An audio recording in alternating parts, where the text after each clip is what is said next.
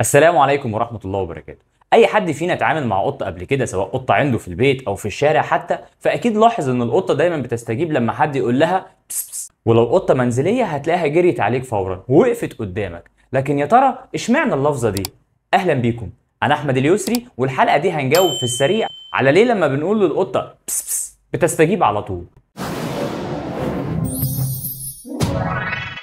لفظة بس بس دي عمرها ما بتخيب ابدا مع مربيين القطط. القطة لو كانت حتى مستخبية تحت الكنبة وقلت لها بس بس هتلاقيها خرجت من مخبأها على طول، وكأن اللفظة دي أداة جذب الأذن القطة. لكن ده مش معناه إن 100% من القطط بتعمل كده. في قطط بلطة ودمها تقيل زي اللي عندك كده يا خالد يا نبيل. لكن يا ترى هل الفكرة فعلا في اللفظة دي بعينها، ولا الموضوع ليه جوانب تانية؟ الحقيقة القطة بتنجذب للأصوات العالية عموما باختلاف أنواعها. سمع القطط حساس جدا، فلو احنا كبشر بنسمع في نطاق من 20 هرتز ل 20,000 هرتز، فنطاق سماع القطط بيقع في نطاق من 45 هرتز لحد 60,000 هرتز. ومش بس كده، الأذن الخارجية للقطة واللي بتلتقط الموجات الصوتية وتضخمها، القطة بتقدر تتحكم فيها من خلال 32 عضلة، وده بيمكن القطط من إنها تحرك الأذن الخارجية في مدى 180 درجة. الحاجات دي بقى كلها مجتمعة بتخلي حاسة السمع عند القطط مذهلة جدا، وبتقدر تنتبه لأي صوت حواليها، مش شرط لفظة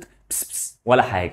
أي صوت عالي في المكان هتقدر تسمعه عادي، ولو حاولت تستدعي القطة بأي لفظة صوتية مختلفة هتستجيب برضو عادي. يعني لو قلت لها هش بخ أي حاجة هتلاقيها عادي بتستجيب. لكن القطط مع ذلك بتقدر تميز الأصوات، وفي أحد الدراسات اللي تم إجراءها لاحظ الباحثين إن القطة بتقدر تميز اسمها اللي أطلقها عليها المربيين. فلو في قطة اسمها بوكشي على سبيل المثال، لما جربوا انهم يقولوا قدامها كلمات متفرقة بصوت عالي لاحظوا انها بتحرك ودانها بشكل طبيعي. لكن لما كانوا بينطقوا اسمها ويقولوا بوكشي، القطة في اللحظة دي كانت بتنتبه جدا وتقرب لهم، واستدلوا من كده ان القطة بتقدر تتعرف على اسمها بغض النظر عن باقي الالفاظ او الكلمات اللي ممكن تقولها بصوت عالي. يعني موضوع بس بس ما هوش حاجة مخصوصة ولا حاجة، القطة بتقدر تستجيب لأي صوت. وبكده احنا جاوبنا النهاردة على سؤال ليه لما بنقول للقطة بس بس بتستجيب على طول.